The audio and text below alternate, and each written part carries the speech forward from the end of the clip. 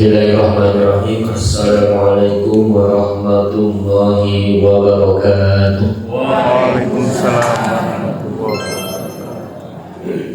Alhamdulillah wassalatu wassalamu ala Rasulillah wa ala alihi wa ashabihi wa mawalah. Qala Allah Ta'ala fil Qur'anil Karim. A'udzu billahi minasyaitonir rajim. Wa atakum min kulli ma sa'altuhu wa in ta'uddu ni'matallahi la tuhsuha. Innal insana ladzalumun kafar. Shadaqallahu adzim.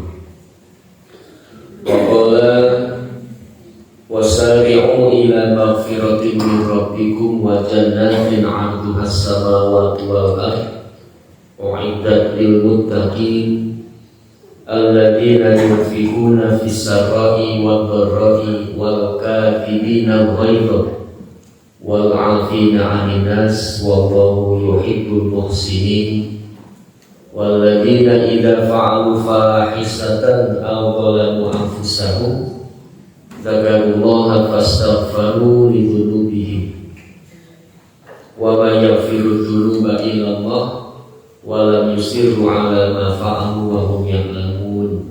Shadaqallahu adzim.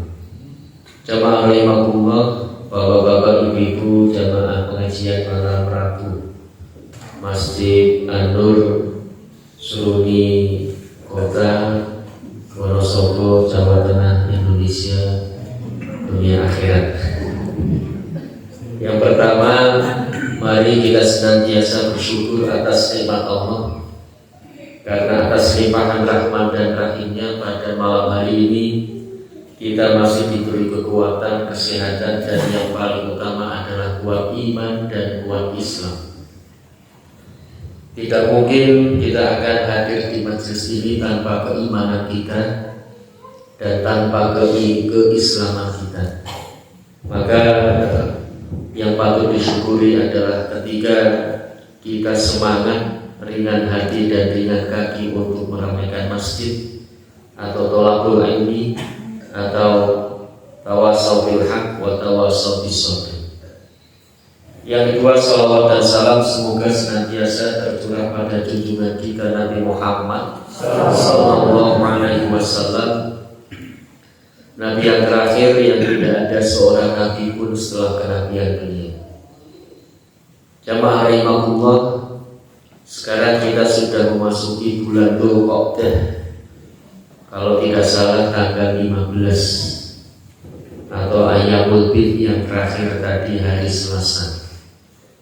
Sebetulnya puasa tiap bulan memang jumhur ulama menyampaikan Ayyamul Bid itu 13, 14, 15. Tetapi ada yang kemudian mengatakan bahwa Ayyamul Bid yang dikerjakan oleh Rasulullah dalam rangka puasa 3 hari setiap bulan itu tidak mesti harus tanggal 13, 14, 15. Boleh tanggal 14, 15, 16, boleh 15, 16, 17. Artinya puasa ini sebetulnya sangat luas.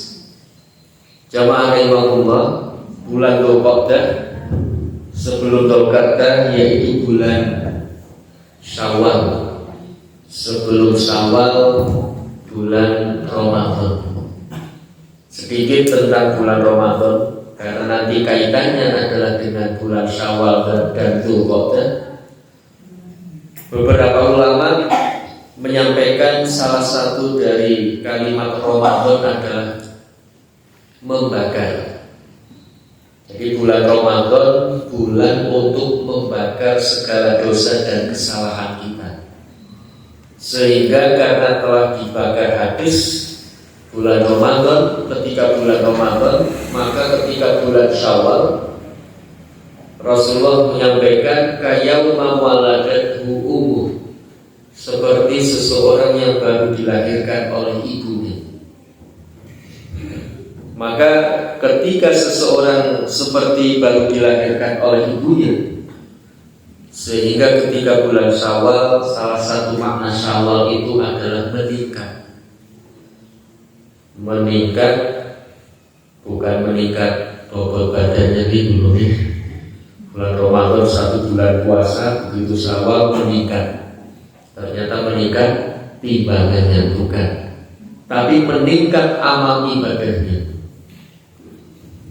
Ada satu analogi bahwa ketika Ramadan membakar dan bulan Syawal seperti baru lahir dari ibunya, bersih tanpa dosa, maka ibarat kendaraan bermotor pun ketika kendaraan itu baru keluar dari pabriknya pasti dalam keadaan yang maksimal, dalam keadaan yang paling prima, dalam keadaan yang paling bagus. Setelah motor atau kendaraan itu dipakai 1 bulan, 1 tahun, maka kendaraan itu akan berkurang. Maka setelah berkurang, tidak ada sepeda motor, mobil dipakai semakin hari kok semakin bagus. Semakin hari gas-gasannya semakin enak, remnya semakin pakem, itu bagian. Nanti kalau kendaraan bermotor setiap hari kok tambah bagus, tambah bagus, tambah bagus, yang baru tidak laku gimana? Maka pasti menurun. Lalu begitu menurun, kemudian motor itu harus dibawa ke bengkel dalam rangka untuk ditun up, ditun dan di apa? Tun up. Tun up itu artinya dikembalikan pada posisi semula, bukan hanya diservis. Kalau diservis bukan hanya di bengkel nih. Di rumah sakit PKU servisnya Masya Allah istimewa, makanya ini betul. Di hotel meskipun berbintang 1 tapi servisnya seperti bintang 5. Saya beli makanan di sana servisnya memuaskan, makanya servis itu artinya dilayani. Sementara kalau sepeda motor dibawa ke bengkel itu ditun up, kembalikan pada posisi semula. Maka ketika sepeda motor itu sudah posisi semula, dia pasti akan seperti keluaran pabrik. Jamaah rahimahullah, kalau seandainya kendaraan bermotor ini kok masih dandet, masih berat, remnya belum pakem, itu biasanya masih ada kotoran atau sesuatu yang menghalangi. Sehingga ada seorang ulama yang mengatakan, mengapa kita malas beribadah? Mengapa kita malas bersedekah? Mengapa kita malas berjamaah? Atau mengapa kita malas enggan untuk beramal soleh? Karena seperti sepeda motor, ketika gasnya itu berebet, gasnya itu tidak satset, pasti ada kotoran di karburatornya. Ada sesuatu yang tidak bagus di saringan udaranya. Atau mungkin juga jangan-jangan bensinnya oplosan gitu. Maka kemudian ada masalah. Artinya apa? Yang membuat kita malas beribadah sebetulnya kotoran di dalam karburator kita. Nah, karburator kita dia semuanya hati atau keinginan. Karena di dalam Al-Quran Allah menyampaikan innan nafsa la ammaratun bisu. Sesungguhnya yang namanya hawa nafsu itu memerintah untuk berbuat buruk. Jadi kalau kita malas berjamaah, coba bapak-bapak, ibu-ibu amati. Suatu saat kita umpamanya 5 waktu setiap hari berjamaah. Terus suatu hari kok malas.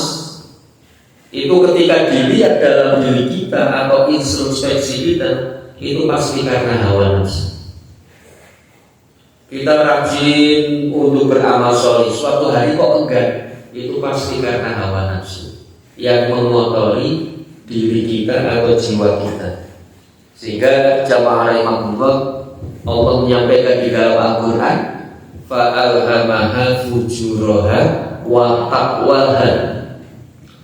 Allah hanya memberikan ilham kepada kita 2. Yang pertama fujur keburukan, yang kedua takwa kebaikan.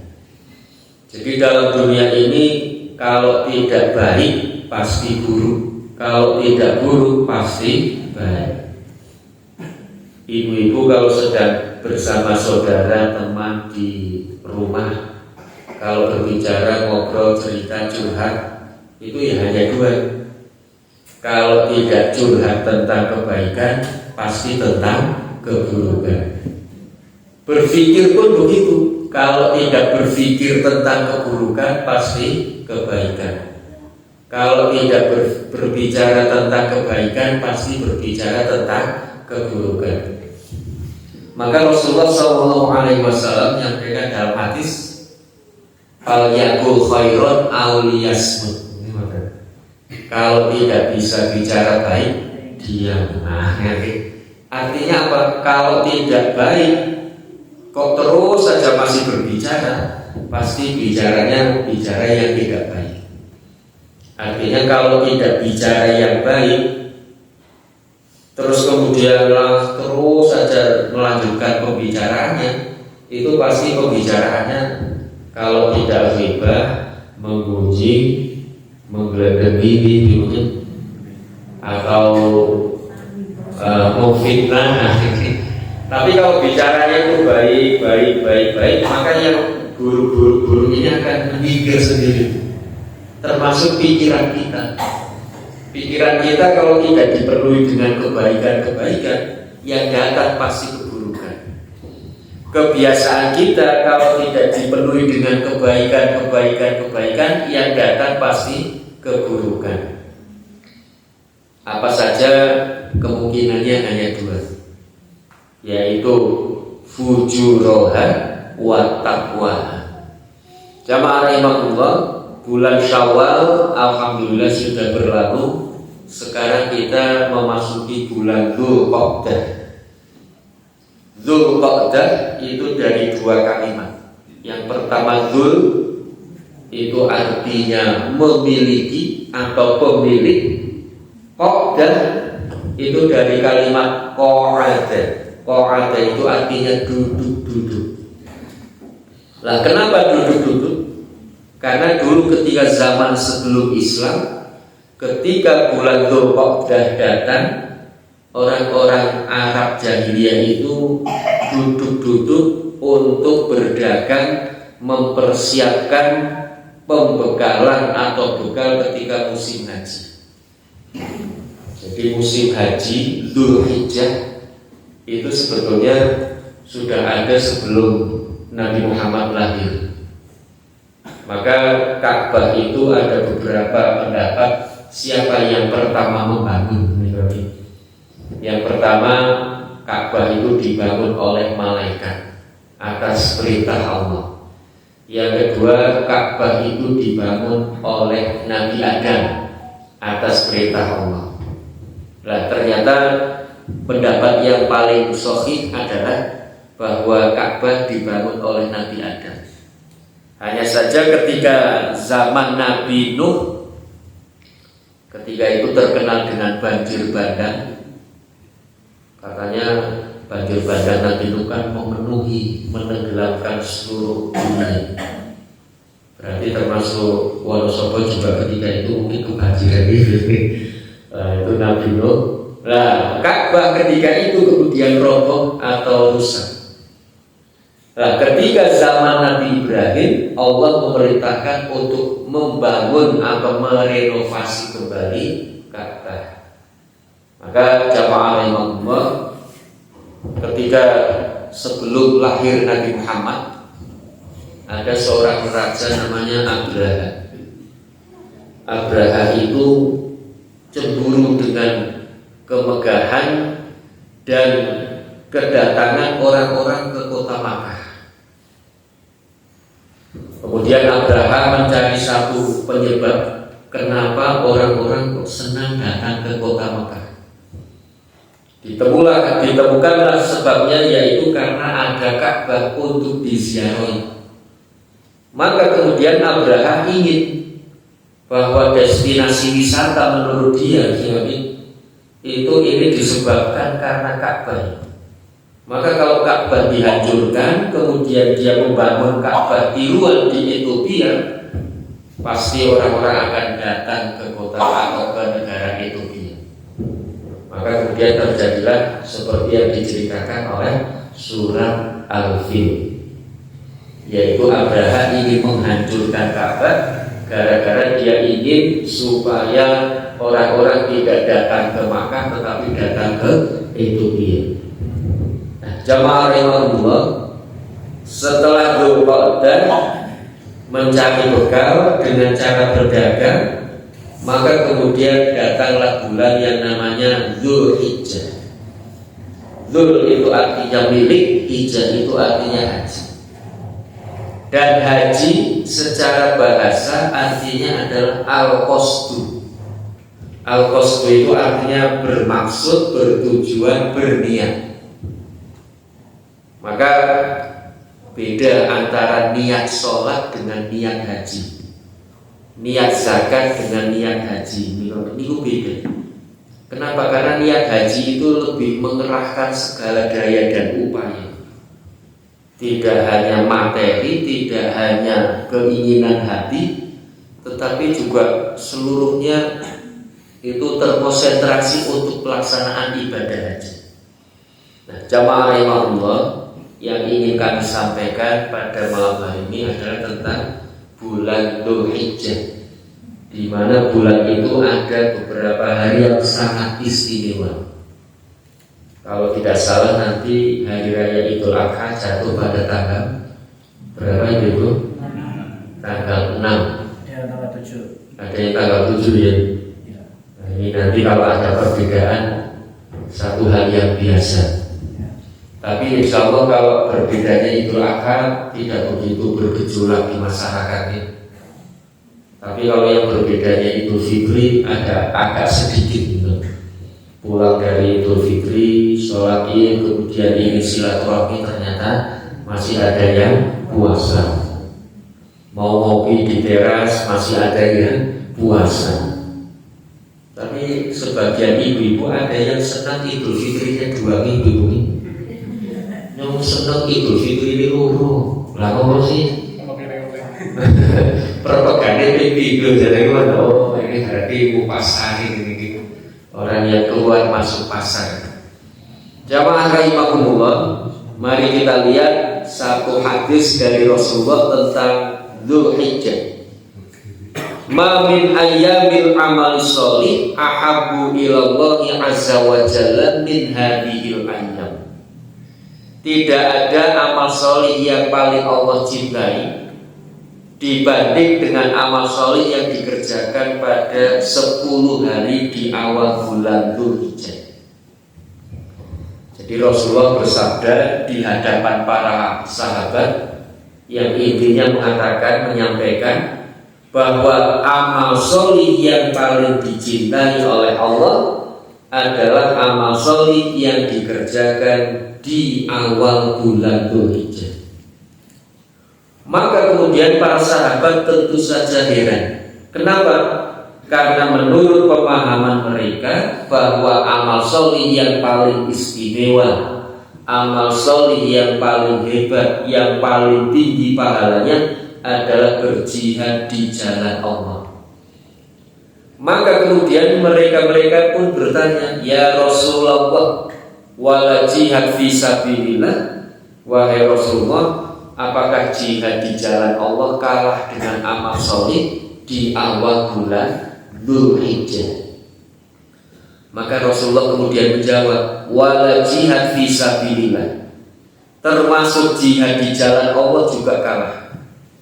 Illa, Rasulullah memberikan satu pengecualian, illa rajulun kharaja bi nafsihi wa malihi wa lam yarji bi syai'in min dzalik, kecuali seseorang yang keluar dari rumahnya membawa dirinya, membawa hartanya dan tidak pulang kembali bersama hartanya, dia pulang tinggal nama orang itu baru menyamai amal sholih dengan yang dikerjakan di awal bulan Dzulhijjah.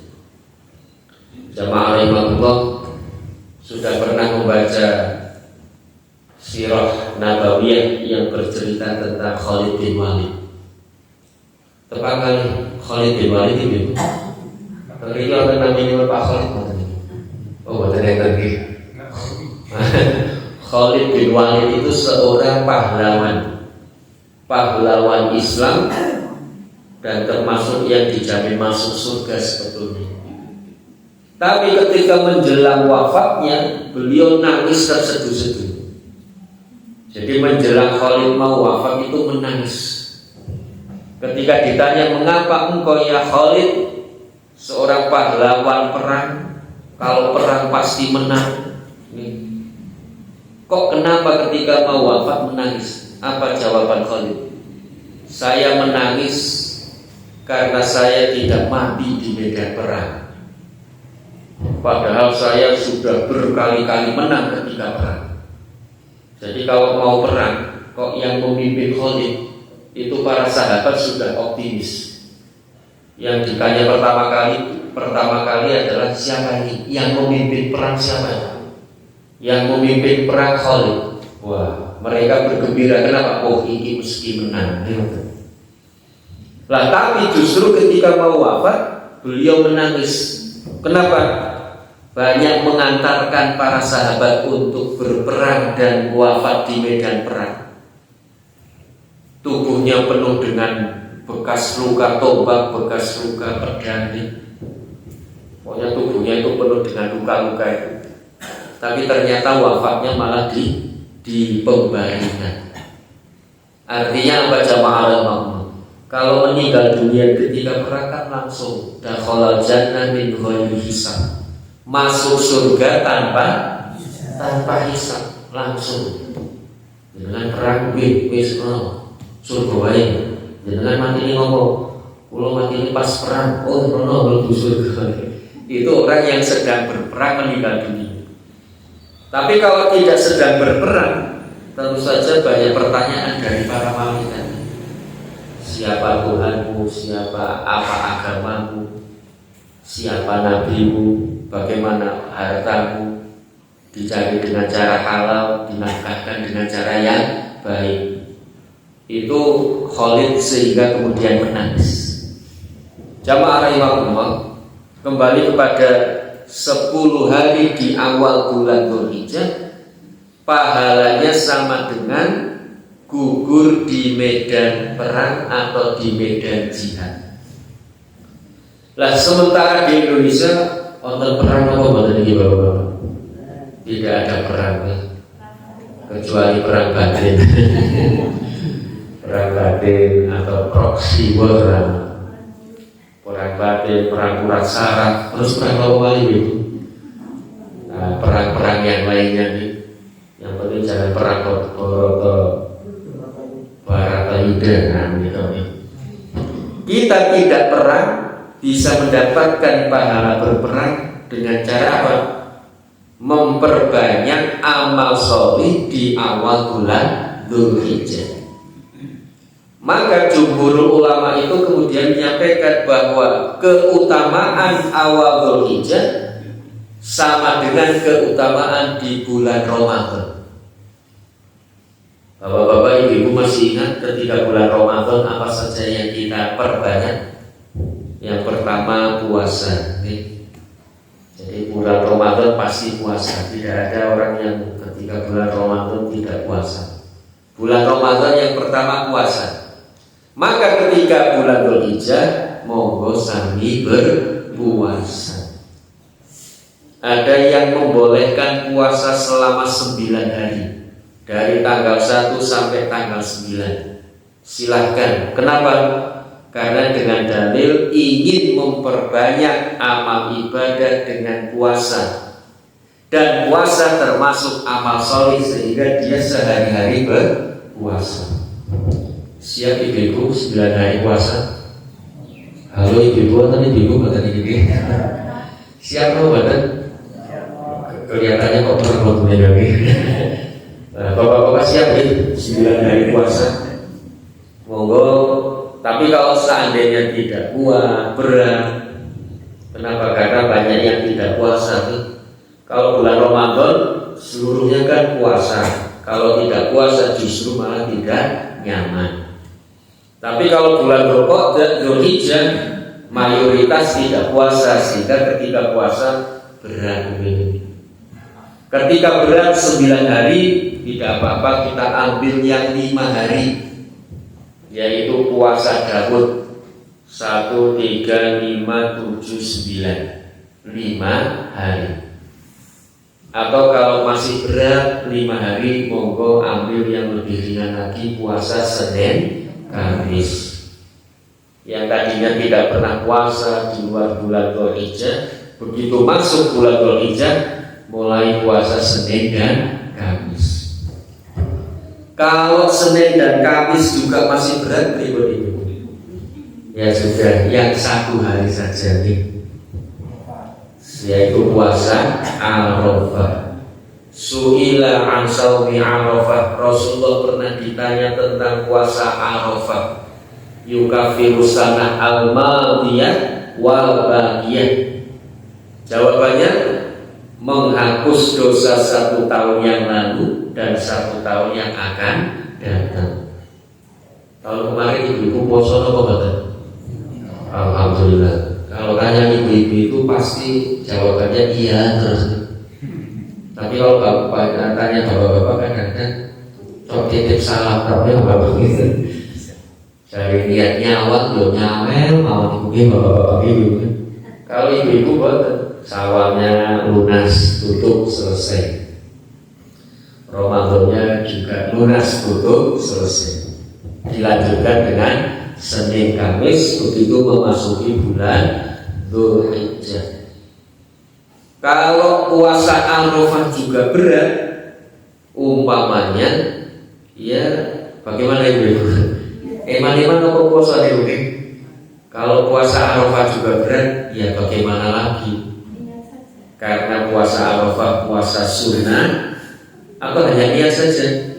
Bismillahirrahmanirrahim. Mari kita berniat untuk berpuasa Arafah.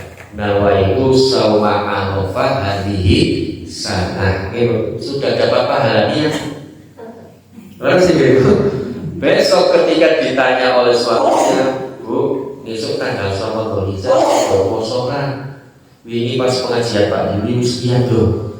Ibu menjawab, orang kan, aku cukup itu pahala niat mama. Mana ibu? Lah itu namanya bercanda dengan niat. Kita tidak bisa bercanda dengan niat. Artinya apa? Niat benar, baik, tenanan, benar-benar niat, itu hanya Allah yang tahu. Wa asirru qaulakum awijharu bi innahu alimun bidzatis sudur. Engkau ungkapkan ataupun engkau sembunyikan, apapun yang ada dalam diri kalian, Allah Maha mengetahui dengan apa yang ada di dalam diri kita masing-masing. Ini kalau jamaah rahimahullah, yang pertama puasa. Yang kedua yaitu dengan sholat tarawih ketika bulan Ramadan. Nanti bulan Dzulhijjah perlu tarawih apa betul?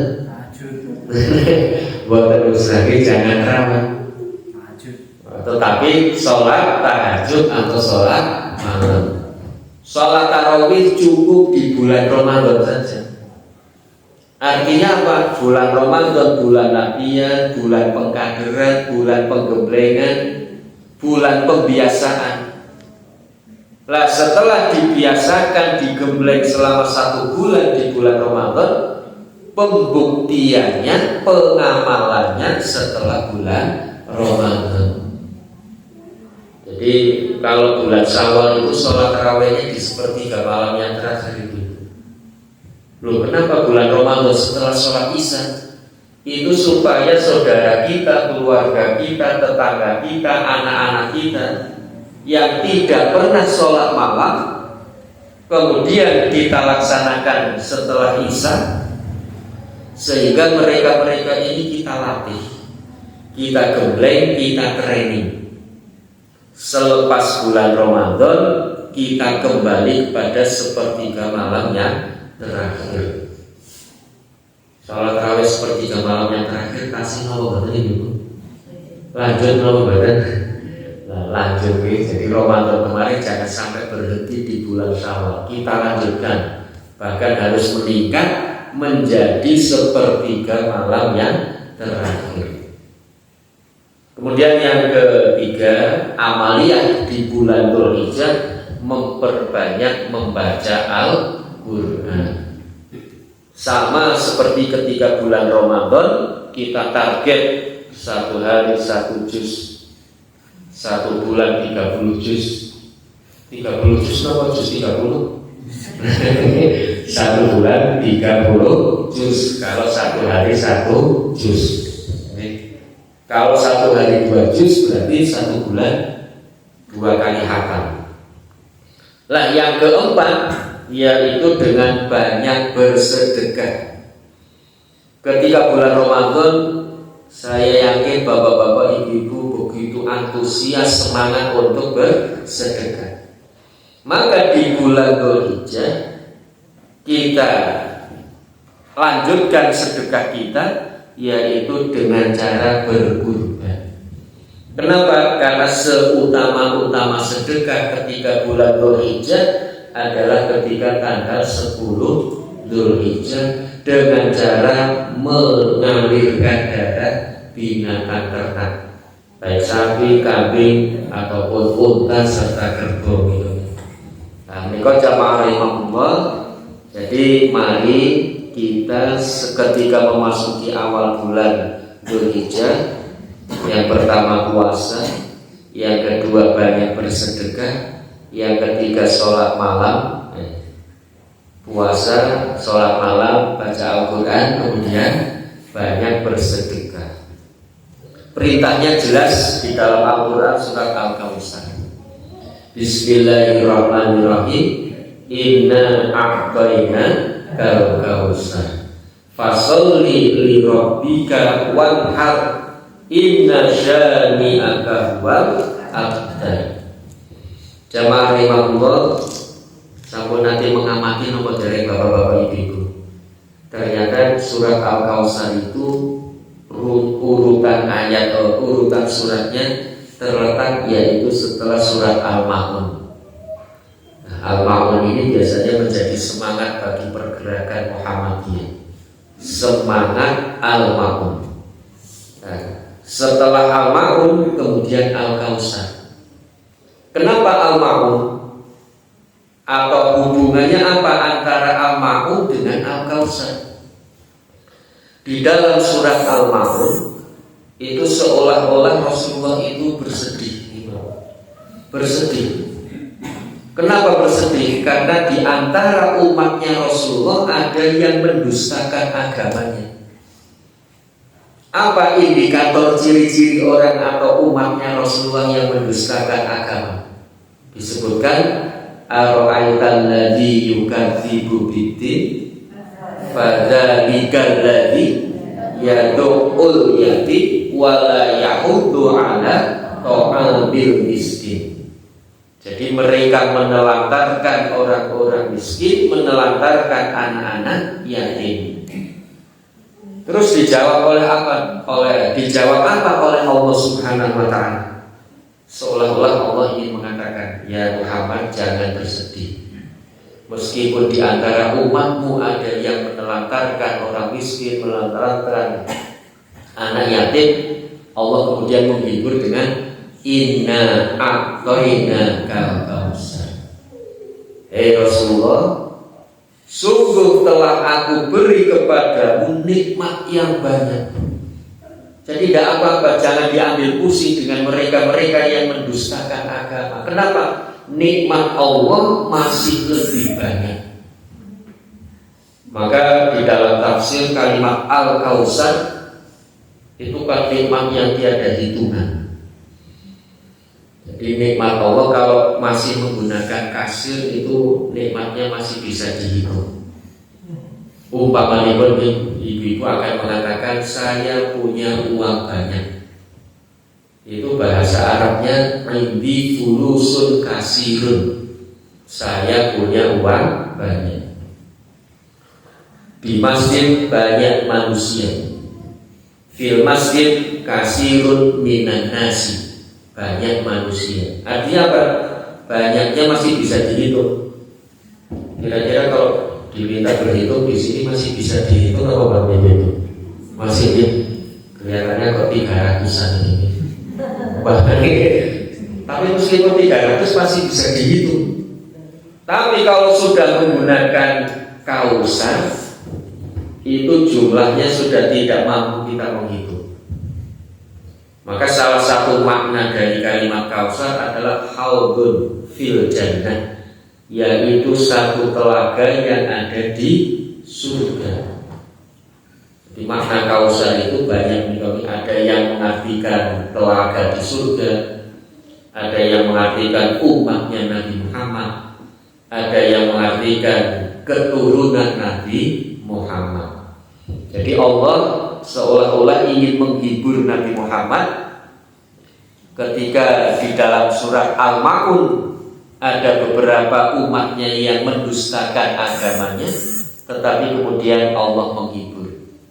Maka ketika turun surat Al-Kautsar, apa yang terjadi?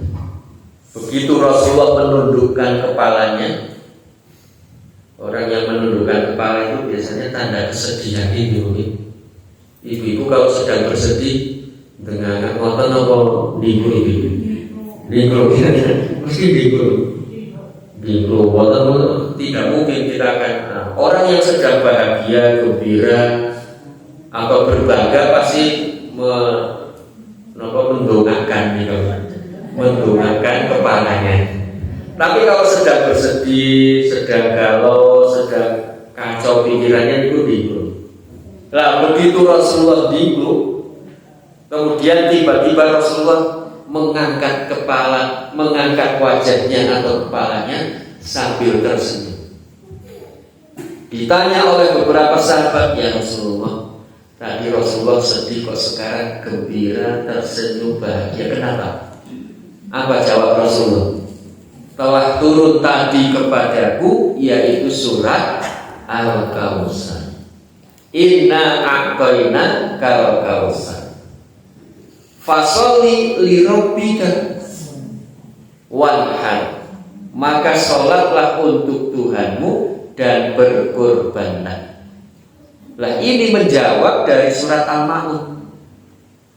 Orang yang mendustakan agama itu ketika sholat dia tidak ikhlas untuk Allah. Maka surat Al-Ma'un menyampaikan fawailul lil musallin alladzina hum an sholatihim sahun alladzina hum yura'un wa yamna'una ma'un. Jadi orang-orang yang mendustakan agama itu ketika sholatnya bukan untuk Allah tetapi untuk manusia. Yang itu dalam bahasa agama disebut dengan riya. Nah, air beriak tanda jadi riya itu dari kalimat ro'a yaro riyaan. Ro'a itu artinya dilihat. Jadi orang yang riya adalah orang yang ketika beribadah ingin dilihat oleh orang lain. Terus dihibur oleh Allah dengan ayat bagaimana jamaah al-imam fasholli li rabbika. Jadi sholatlah kalian untuk Tuhanmu, bukan untuk riya, bukan untuk manusia, tetapi untuk Tuhan. Fasholli li rabbika.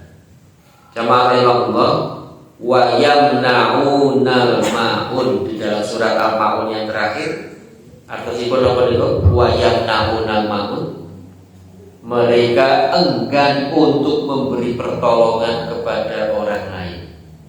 Mereka tidak mau memberi pertolongan kepada orang lain. Maka kemudian di dalam surat Al-Kautsar fasholli li rabbika wanhar, dan berkorbanlah dan tolonglah orang lain. Maka jamaah rahimahullah, di dalam berkorban kita pasti akan membagi binatang yang kita sembelih, yang kita potong, tidak semua untuk kita, tetapi dibagi 3. sepertiga untuk orang-orang kaya yang minta ataupun tidak, sepertiga untuk orang-orang untuk fakir miskin, dan sepertiga untuk shahibul kurban. Nanti dibagi tiga, sehingga berkurban itu ya harus berkurban di kami jamaah rahimahullah. Inna syani'aka huwal abtar. Jangan sedih wahai Muhammad, seolah-olah Allah sedang menghibur nih kami. Jangan sedih. Kenapa? Karena orang-orang yang mendustakan agama itulah yang akan terputus dari rahmat Allah. Orang-orang yang kafir yang tidak percaya dengan Allah dan Rasulnya itulah yang akan terputus. Ini ada satu asbabun nuzul. Jadi ketika putra Nabi Muhammad itu wafat, maka kemudian orang-orang kafir itu bergembira, bersorak-sorai. Ketika ada putra laki-laki dari Nabi Muhammad yang wafat, mereka mengatakan, faqad abdaro Muhammad, Muhammad telah terputus, Muhammad tidak ada yang melanjutkan dakwahnya, Muhammad telah selesai. Karena menurut kaum jahiliyah ketika itu, bahwa garis keturunan yang bisa melanjutkan estafet perjuangan itu hanya kaum laki-laki. Sehingga ketika ada kaum laki-laki atau putra laki-laki kok meninggal dunia, mereka akan mengatakan terputus kita tidak ada yang melanjutkan. Nah, maka kemudian dibantah oleh Allah di dalam surat Al-Kautsar ayat yang ketiga, inna syani'aka huwal abtar. Ya Muhammad, jangan sedih, jangan takut, jangan khawatir.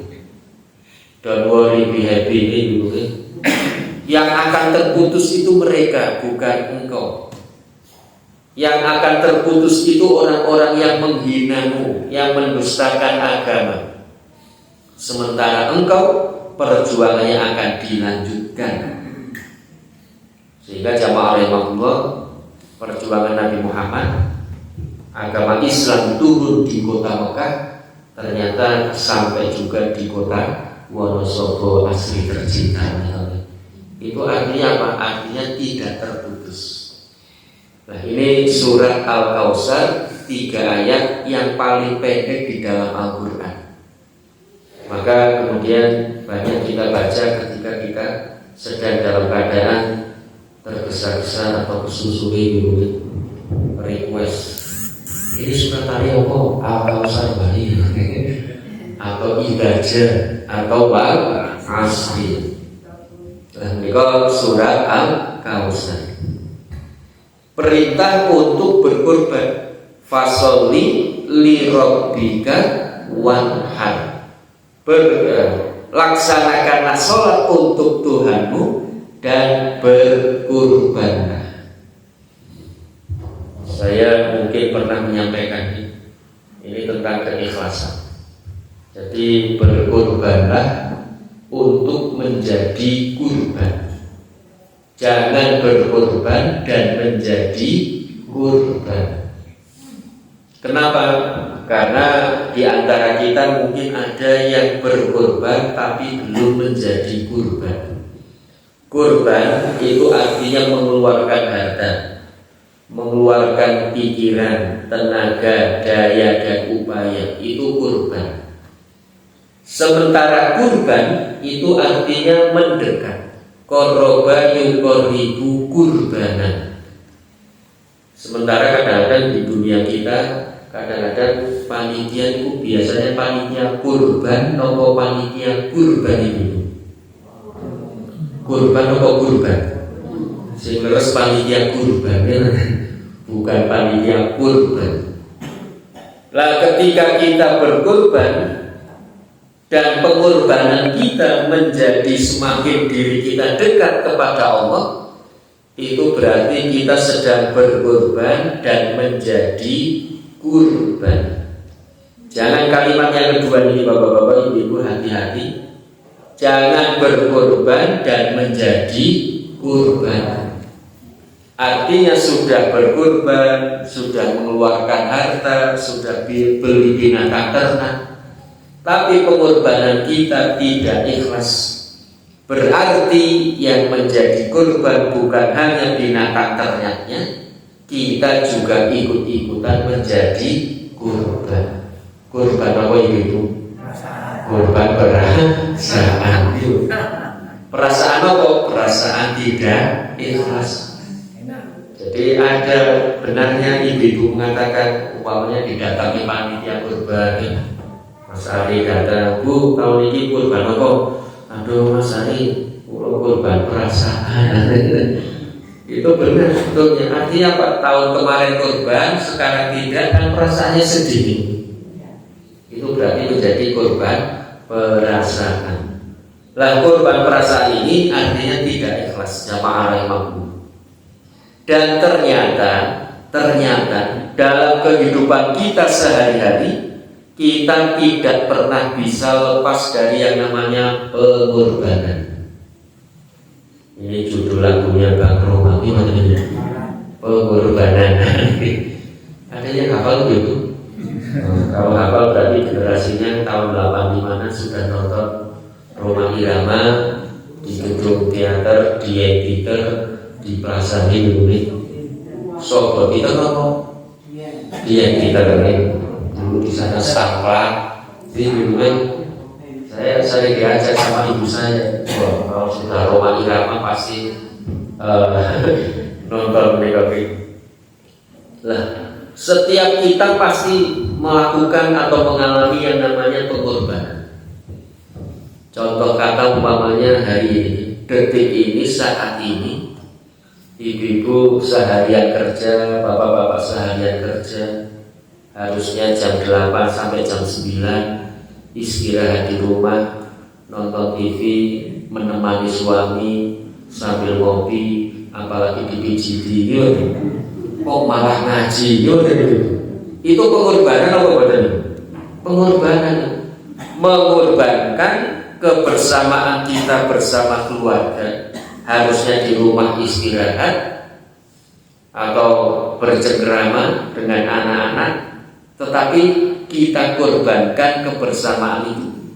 Maka pengorbanan kita jangan sampai kita menjadi korban.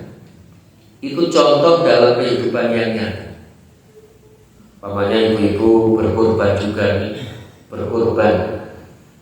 berkorban untuk suami yang tercinta, yang tadinya bersama keluarga, yang tadinya bersama ayah bunda, ternyata dilamar oleh suami, apalagi dibawa keluar Jawa. Wah, itu pengorbanan yang berat. Dibawa keluar Jawa, ada yang dibawa keluar negeri untuk mengikuti suami kemana pergi. Itu pengorbanan. Lah, pengorbanan itu jangan sampai kita juga menjadi korban. Bagaimana supaya tidak menjadi korban? Pengorbanan kita harus kita ikhlaskan. Sholat itu perlu pengorbanan apa badan itu? Sholat itu juga pengorbanan. Bapak-bapak, ibu-ibu sedang nikmatnya tidur, nyenyak-nyenyaknya tidur, jam 4:30 umpamanya di atas kasur yang empuk, selimut yang wangi, bantal yang beraroma. Tiba-tiba mendengar as-sholatu khairun minan naum. Perlu pengorbanan apa betul itu? Perlu mengorbankan tidur yang nyenyak, mimpi yang indah, kasur yang empuk, kemudian gereja, ambil air wudhu, sholat berjamaah subuh. Nah, maka pengorbanan ini jangan sampai kita menjadi korban. Harus pengorbanan kita harus semakin mendekatkan diri kita kepada Allah Subhanahu wa Ta'ala. Dan itu terangkum di dalam pengertian ibadah. Al-ibadatu hiya at-taqarrub ilallahi bi imtisalin awamirihi wajtina bin nawahihi wal amal bima adzina bihi syar'i. Jadi kalau segala sesuatu itu untuk niatnya ibadah, insya Allah kita tidak akan menjadi kurban. Kenapa? Karena ibadah sendiri mendekatkan diri kita kepada Allah dengan cara melaksanakan perintah, menjauhi larangan, dan mengerjakan yang diizinkan oleh syariat. Nika jamaah rahimahullah ingkang saged kula aturaken wonten dalu menika monggo bulan Ramadan membersihkan dosa kita, bulan Syawal kita meningkatkan diri karena ibarat sepeda motor kita baru keluaran pabrik sepeda motor, mobil, kendaraan pasti gas-gasannya masih pol, remnya masih pakem. Nah, maka kemudian memasuki bulan Dzulqa'dah, siap-siap untuk mencari bekal. Kalau ingin haji, bekal kita gunakan untuk ibadah haji. Kalau belum ada kesempatan, cari bekal untuk melaksanakan ibadah kurban dengan cara menyembelih binatang ternak. Ketika memasuki awal bulan Dzulhijjah, tanggal pinten 1 Dzulhijjah ini Ibu? Sudah dilihat nomor dari 1 Dzulhijjah insya Allah tanggal 28 atau 29. Nanti dilihat di kalender angka Arab yang kecil yang harus pakai kacamata melihatnya. Nah, itu memasuki 1 Dzulhijjah, kita tingkatkan amal ibadah dengan 4 hal: puasa, sholat malam, baca Al-Quran, memperbanyak sedekah seperti ketika bulan Ramadan yang baru berlalu. Kalau ada kebenaran dengan yang kami sampaikan, kami hanya menyampaikan. Kalau ada kesalahan dengan yang kami sampaikan, mohon maaf yang sebesar-besarnya. Nasrul minallah wa fathul qarib. Assalamualaikum warahmatullahi wabarakatuh. Waalaikumsalam.